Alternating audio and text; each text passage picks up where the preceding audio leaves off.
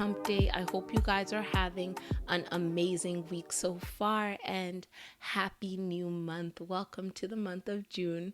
I say welcome as if I'm the one who controls time, but it's my birth month, so I feel some personal responsibility and ownership over the month of June. I pray that this month brings you greatness and double for your trouble. I've told you guys in the past that I have a theme for the whole year, which my theme for this year is peace. And then I have a theme for each month. And for the month of June, my theme is double for your trouble. Double blessings for all the heartbreak, strife, difficulty, drought, struggle. I think I've already said struggle because struggle is deep. For all the hardships that you've gone through, you're going to get double blessing, double honor, double joy, double celebration, double happiness, double love. It's just coming. And this is what I am personally tapping into for the month of June, and of course the rest of the year and the rest of my life. And I hope you guys tap into it as well. You'll be surprised if you stay expectant that greatness is coming around every single turn, around every corner. You'll be surprised how much that will happen because you're open to it. You're open to receiving it. You've stayed open and you're looking for it in different ways because you're expecting it to come. So yeah, that's what I wish you guys for the month of June. I hope this month does you well, gives you happiness and joy and whatever else you want. The weather's also getting nice, so there's that. Hopefully we'll be off of lockdown here sometime soon because it's getting a little crazy. So before I get into the actual episode for this week, I just want to make a little announcement that I will no longer be doing the words to live by at the end of each episode. Not that they're not a good thing, but with growth and adaptation, with growth comes adaptation and trying new things and getting your feelers out there, right? So this is episode 112. I've been doing words to live by in some iterations since episode 1. So that's been quite a while, over 2 years now. And I just want to try out something a little different. Even a few months ago, you would have noticed that I had two bonus episodes, the Minute Mind Shifts, where I just discussed things that I thought were important and were shorter than my typical episodes, so I just put them out in that regard. But who knows what I'm going to be doing now. I'm not saying that the words to live by are gone forever, but they might come up in another way. And I truly believe that the whole episode itself is a word to live by. So why put it at the end? Just take in the whole thing, bring out your notepad, save it, and apply it in whatever way you can. So yeah, that's the change. And also the episode lengths, you might find them changing as well. My schedule's getting a little busier, so I don't know if I'd be able to maintain the bonus episodes. So if there is a shorter episode, because there's something I really want to get out, it might just be what you get for Wednesday. But I promise to always try my best to give you guys practical, applicable, and strategic information on these episodes. So yeah, that's enough of all of that. Let me get into the episode for this week. And today I want to talk to you about losing faith, specifically when your prayers aren't answered. It sucks. I could get into it all day long. And I've been feeling the need to talk to you guys about this pain because it's that horrible, horrible pain that can make you upset with God. Which sounds like a horrible thing to say, which sounds very taboo or blasphemous to say that you're upset with God. But at the same time, I don't believe that to be the case. We are humans. God is aware of that. And these are real feelings, whether we express them outwardly, whether we say them or not. These are things that we're going through as human beings doing this life walk, right? And I can also talk about it because I've been there. As you guys know, in 2019, I lost my father, and a few months later, the end of a relationship that was almost 8 years long happened. These two things happened, both outside of my control, within like 3 months, I'd say. I know I wouldn't even give it 3 months. The relationship started ending less than a month after I lost my father. So it was a very traumatic time for me. It was a time where I questioned my faith a lot. And I came out on the other side faithful, more faithful than I've ever been, as you guys can tell by the way I speak about these situations. But that wasn't the case at all times within that situation, right? So one of the difficulties is the fact that you ask for it, you pray for it, you fast for it, and you faith for it, yet the outcome isn't what you had hoped for to happen. And this sucks. Like, I don't even know how else to put it but to just say that it sucks. You put in all the work, you did all the things that they told you to do, the things that the Bible tells you to do, you applied it day and night, and the result that you were applying it with the intention for just doesn't happen, right? So like prior to losing my dad, I remember praying so hard for him to be healed. Like, I've always been someone who prayed and fasted, but from that time till this moment right now that I'm speaking, I don't think I have ever prayed as hard and as like diligently as I did during the time when my father was ill. I would fast for days on end. And these are the spiritual things, right? But not only did I stay in that spiritual realm, I also activated the practical realm. So I did research on foods, supplements, nutrients, anything possible that could maybe work so that I could also say I was doing my part, right? Like active faith. I'm not just faithing for it and putting it in God's hands, but I'm saying, God, what pieces could be in my hands and how could I apply those now to do my part while you do yours so we can come together and get this thing done, right? So I did that. I researched and I trusted God to answer me because why wouldn't he? Why wouldn't he answer me? I did the stuff. I prayed, I fasted, I faithed, I petitioned, I moved in that faith. Like, faith without works is dead. So I did the works. And yet, why didn't it work out? Like, and why wouldn't my father be healed? Like, that was the question that I was asking. I'm 26 at the time. My sister's 28 at the time. We're not married. We don't have kids. Like, why would my hardworking father not be able to be there to see us get married and play with his grandchildren and do all these things? And why couldn't I have a father past my 20s, you know? And these are the questions, right? And it's like, when you think of it, there's no way to logic it. So if there's no way I could logic why I should be without these things, then why wouldn't God do it for me? Like, and that was the question that I was asking. And when God didn't do it for me in the way I wanted him and intentioned and worked towards him doing it for me, it was a piss off. I know that might sound wrong to say. I know it may sound blasphemous, but it was a piss off. And the reason why it was a piss off, even though I didn't stay in that place of anger for a long time, but it was a piss off because I felt like I had the formula and I applied the formula and I didn't get the result. Like, is this not math? Like, you told us, you gave us the cheat code. You gave me the Bible. You told me what to do to get my heart's desires. And I did those things and I didn't get what I thought I would get based on what you said you would give me. Like, that sucks. Like, I don't know how else to put it.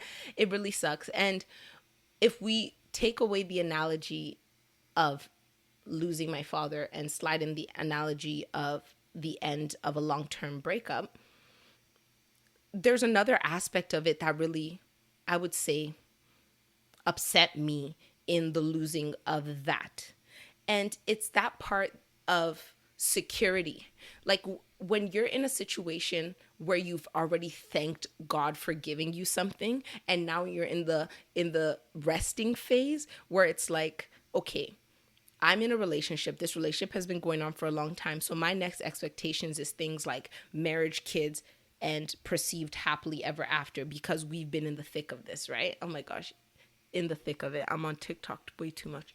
Um, and this could happen with jobs too, right? And I'm sure many of you guys know someone or even have experienced it during this pandemic where someone has been in their job for years. They have been doing this job. They already could foresee that, yep, my pension's great here. In a few more years, I'm going to get that pension, relax on a beach, live my best life. This is where I'm going to be till I retire. And then yoink, it's pulled away from you.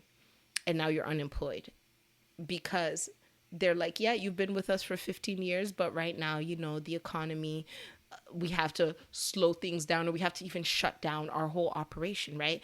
And there's a pain that comes with having thanked God for something and having it be snatched away, because it's almost like you feel blindsided. Like my father being sick and praying to God to save him and heal him and keep him alive is very different to not even feeling the need to pray for something anymore because you already feel like God has done it for you and you're in that gratitude phase, and then it's yanked away from you. Like all of these things can really put you in a place of like unsettled faith where you just feel like, how am I supposed to trust God? Like, how am I supposed to even trust that you'll do anything you say for me, because I thought you would do this and you didn't do it, right? But what I've gained by having my heart broken in so many different ways, in more pieces than I could even ever wish on anyone, is an understanding that God is not a math equation. He's not. And even if we were to say that the Bible gives us the formula, right? Like, there are some people who say the Bible is the master key. And if you have the master key to something, that means that key should be able to open every single door you have planned, because that's what master keys do in the physical. And if you guys are comparing this book and its words and actions and instructions to a physical thing, we can also logically compare the results in the same manner, right? So, as I said, God isn't a math equation. That's what I've learned. And even if he was, there's one variable that we will never, ever, ever possess. And that's the ability to see the full picture, right? Because we are operating in time. Right now you are listening. I am recording this in a moment in time. It will be posted in a moment in time. And there will be a moment in time where you will see the notification, click it, and listen to what I am saying. These things happen in moments. There's no way that as I'm recording this right now, you can see me recording it. You don't know if I recorded this 5 months before it came out or the morning before I posted it. You guys don't know, and I don't know, right? I don't even know when you will listen to this, because that variable of time is one that we could never remove. We can never replace. It's what we operate in. Whereas God operates outside of time. And that variable within itself is one that at one point frustrated me because of my need for control, but at another point also gave me a firm sense of calm and peace and trust in my maker, because I really don't have another choice, if we're being honest. And also because he's never failed me once. He's never ever failed me once. So our moments, especially the traumatic ones, have a way of sucking the light of hope for the future out of our minds. They are so heavy, so dark. It's like, if you think of thick smoke, that is what trauma feels like. It's so thick.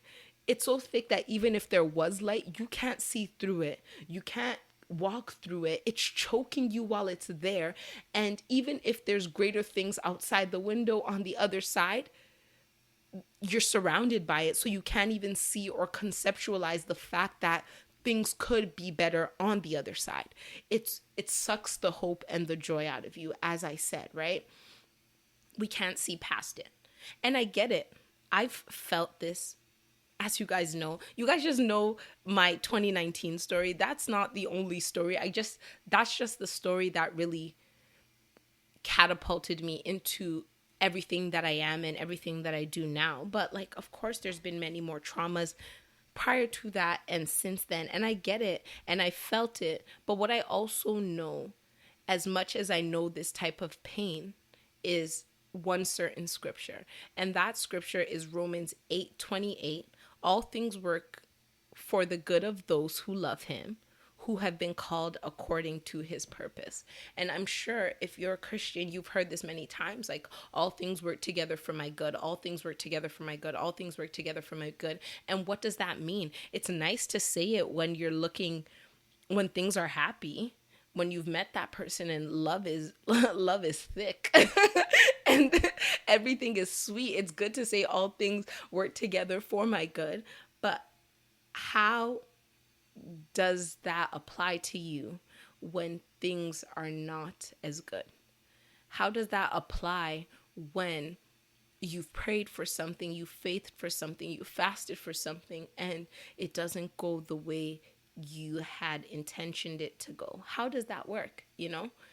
And that's where faith really comes in. And that's where the word matters, right? It's always easy to apply good stuff when we're in the midst of good things. But as the word being the master key, it applies even when we don't want it to. Even when we look at it and say, how could something be better than this? How could this be for my good when I can't see past it, right? Like losing a father, losing a parent, right? How can this be for my good if it means I'll never have a physical father on this earth, or my biological father physically on this earth again? Like, how can that be for my good? In all things is nice, right? But it's in the midst of pain where we wonder when. Like, when will it be for my good? Like, if you say all things work for the good of those who love him, and I know that I love you, who have been called according to his purpose, which I know we have all been called according to his purpose, because as long as you're on this earth, there's something that you're meant to do, right? So it sounds all great and nice, but when? Like, when is it going to work together for my good? Because this doesn't feel like my good. How could this be my good when I feel this sad, when I feel this down, when I've tried to do the things you told me to do and it's still not working? How could this be for my good? And if you say it's going to work together for my good, when is it going to do that? Because in this moment, I couldn't tell you. I can't foresee it. As I said, trauma is thick and blinding. It's smoke, right? So the answer that I found is always on time. Like, when is it going to work? Always on time. And I understand that that isn't a consolation, and that it can sound like a cop-out statement, but I've lived this. I'm not sitting here and preaching to you from my ivory tower of never having been touched by life. Like, I've been touched, pushed, shoved to the ground, burned, bruised, paper cut by life. So I can say this with confidence. And I want you to take my word, but I also want you to develop this within yourself for yourself, right? Because when you're going through it, you're not even going to be thinking about this podcast. You're going to have to pull and muster that strength from somewhere within yourself, right? So the answer is all the time. Even when you don't feel it, even when you don't see it, it's always, always, always on time. And as I said, this isn't the best comfort in the midst of hardship, but trust in the Lord. Like, trust him. Trust him, trust him, trust him. This is such a emotionally heavy discussion. And I think I owe it to you guys to be this candid, because if we're really working on this, it's not just the cute and fluffy stuff, it's the stories. Like, I could sit here and I could have made this episode in a way where I just tell you how to break through faith and give you 5 steps. But if I talk to you guys about how I've done it and then help you apply it, there's a human aspect to it. There's an honesty to it that couldn't just be done with me throwing it at you, right? So trust in the Lord. When I have been at my darkest moments, when I saw no light, nothing bright, nothing hopeful, I would literally force myself to say, God, one day, allow me to look back at this moment and understand why this has happened. Because right now, I don't see it, and I'm feeling worried, I'm feeling helpless, and I'm feeling scared. And sometimes when I said that, it was like BS. Like, you know when you hit that rock bottom and you're just like, if you say so. Like, it's literally a spiritual if you say so, because you said that these things are going to work out for me and you say that it's for my good, but I don't see that right now at all. But if you said so, all right, I guess so. Let me just tell you, please let me see it eventually, because right now I see no glimmer of it. And even if I didn't want to tap into it, I can't even tap into myself. I don't have strength. I don't have the ability right now. I am at my weakest point. So what else would I do except for say, ugh, if that's the hope I can hold on to, meh, let it be what it is, right? And and I guess I trust you. Like, that was another part of it. I guess I trust you, even if it's because I have no other choice, because I've lost all control. So what else can I do? It's been that dark. I keep giggling about this because I look back on it and I can laugh, which is a blessing within itself. Because if I were to tell some of these stories, if I were to do this episode at this time last year, I would probably be bawling in your ears right now. And that is just the grace of God and the truth of his word that has brought me to a place where I can talk about the most difficult moments in my life and giggle about them because they make sense now, right? And in those moments when I would say those prayers, they did not make sense. Just make it make sense when it should. That is another part of the prayer. Make it make sense when it should. And as you guys can tell, a lot of these things make sense now for me. And I am confident as the sun is bright during the day that your stuff will make sense for you too. In due time, give it patience, give yourself grace, give yourself time to feel those emotions. If you need to cry, cry it out. If you need to tell God, I don't trust you right now, tell him. God is not man. He's not going to get mad at you for these things, right? And I think often our issue is that we look at the way human beings have treated us in our times of need, the way they haven't come through for us, the way they've condemned us, the way they've pushed us away when we were looking for an embrace. And we attribute those characteristics to God, forgetting that God is not man. He would never do that to us. You can go away from God for years. You can ice him out. And the day you decide to come back to him, he won't be like, oh, so you need me now? Welcome back. I'm not even going to waste my time with you. You're just a user. You can't use your father. You can never use your father. And that's an important thing that I just went completely off track, but I needed to say because I think that somebody needs to hear it. And another thing is say thank you. Like, this is something that I've applied many times. And even in the passing of my father, even in that breakup, I said thank you.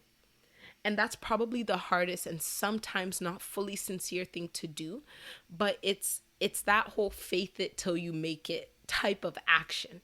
Like, faith it till you make it is like fake it till you make it, but it's applying faith. And I don't even know if it's a real thing. Maybe I just made it up. But either way, faith it till you make it. It's that you said this is what I should do. You said this is going to be my outcome.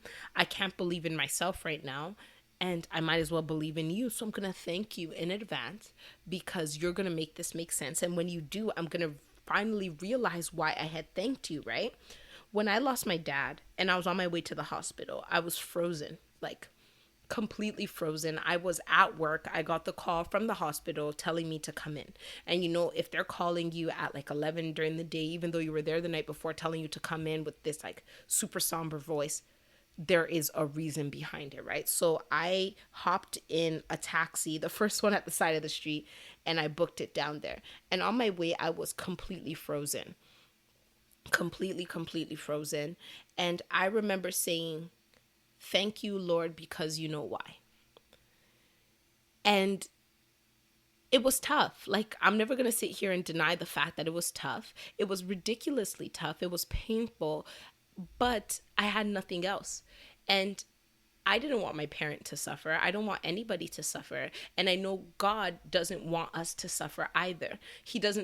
God loved and loves my father way more than I could ever love my father. God loves me way more than my father could have ever loved me. My mother could love me, and anybody can ever love me. He doesn't want any of us to suffer. So if he would say it's his time to go, that's out of his love.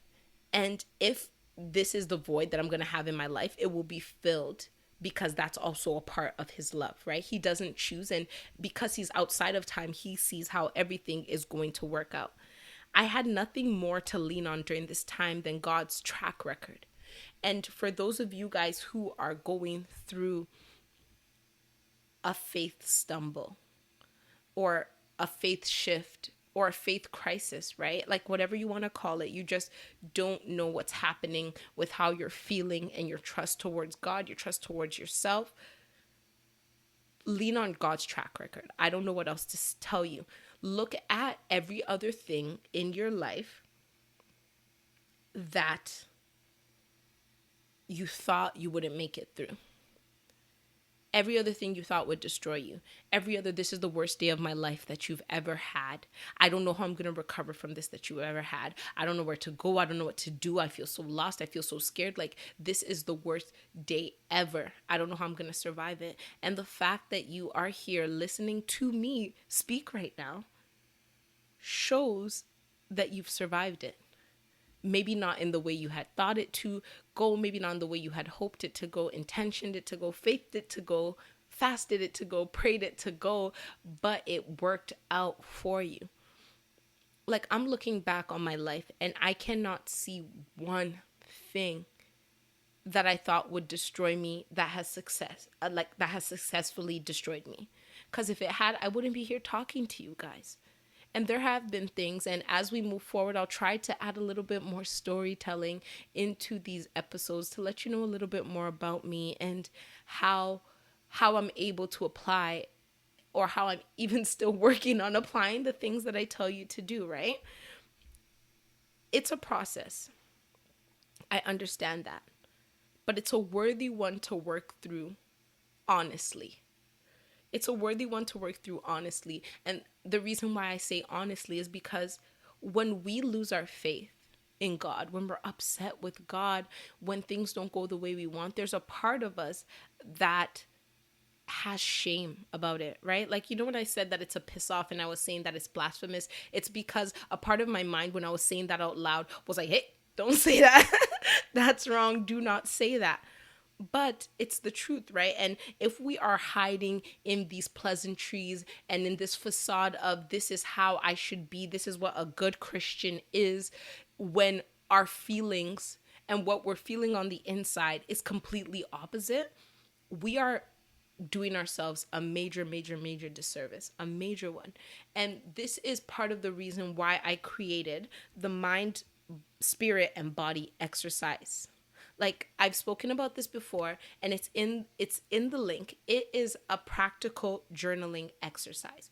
It takes you from your mind, which is how you think things to be, your truth in this moment. You write it all down. Like, let me just walk you through how it's going to go. It's a journaling exercise that can take you anywhere from 10 minutes to an hour, 2 days. It depends what you need to get out and how you need to do it. And by the way, it's absolutely free. This is not something that I could ever charge for, because it's something that I will talk to you about, and I wish I could walk each and every one of you through it, which is why I created the resource. So you start off with your mind. You write down exactly what it is you're feeling, in the truth, in the raunchiness of it, in the sinfulness of it, in the disrespectfulness of it, because it's for you. You write it all down. What is in your mind?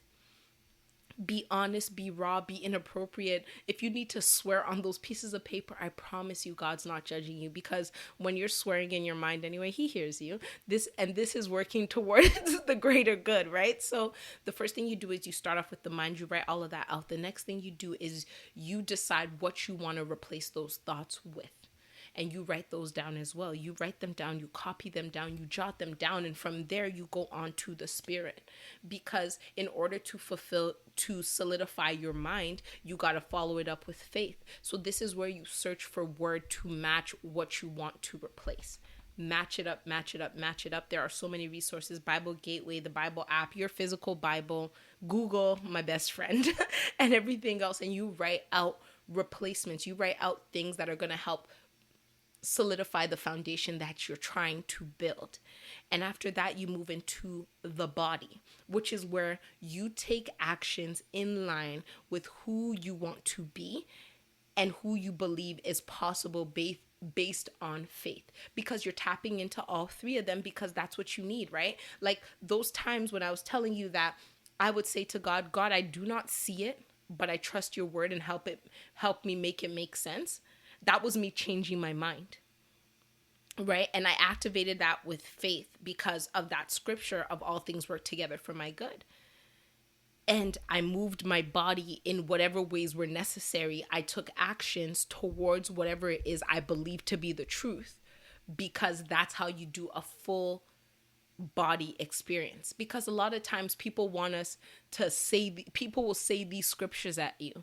You'll tell them your life story and a difficulty you're going through, and they'll suggest you to read a part of the Bible. And I'm never ever going to deny the benefit in that, but there is also another part to it.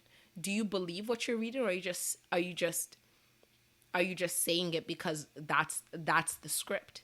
You need to activate every single part. So this is what I am offering to you guys as a freebie for your journey in this, because it's a tough one. It's one that you will go through probably many times. Our faith is tested often, and it's not a bad thing. It doesn't make you less than. It makes you a human who questions things. But when you question things, coming back to your source for the answers is so beneficial.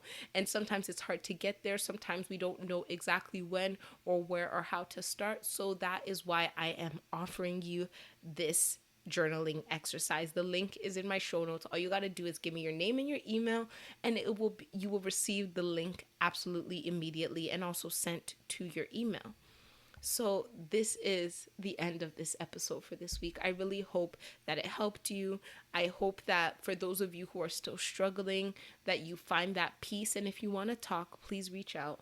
My contact information is in the show notes as well. I would love to be of assistance to you in whatever way I can. Thank you guys so much for listening. Don't forget to like, review, share with a friend,